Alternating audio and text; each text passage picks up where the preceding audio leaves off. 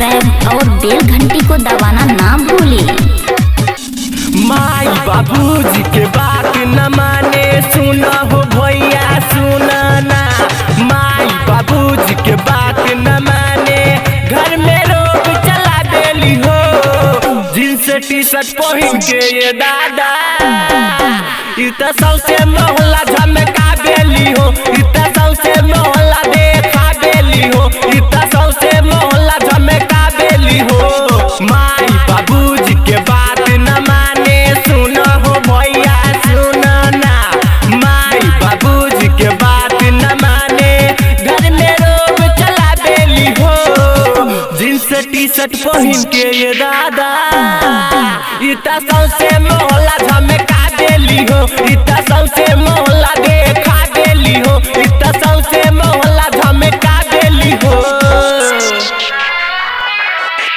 इतना सबसे मोहल्ला झमका देली हो। इतना सबसे मोहल्ला देखा देली हो। इतना सबसे मोहल्ला झमका देली हो।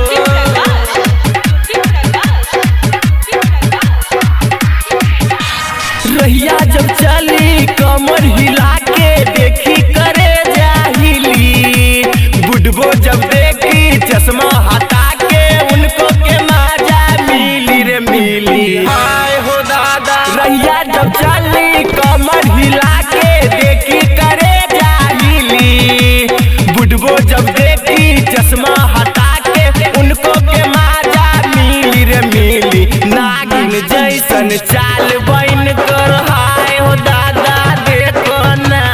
नागिन जैसन चाल बन कर छेद कर जान कर बोली हो। जींस टी शर्ट पहन के ये दादा इतना सबसे मोहल्ला झमका देली हो। इतना सबसे मोहल्ला देखा देली हो। इतना सबसे मोहल्ला झमका देली हो।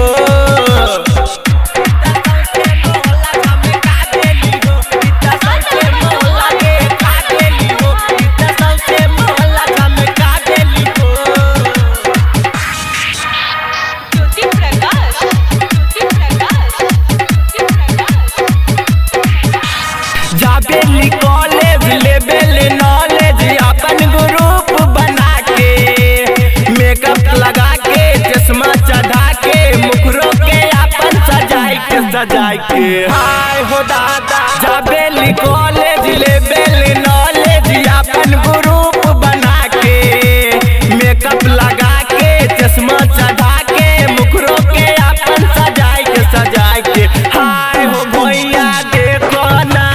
देवर देख लैकन जैसन हाय है भौजी देखो ना।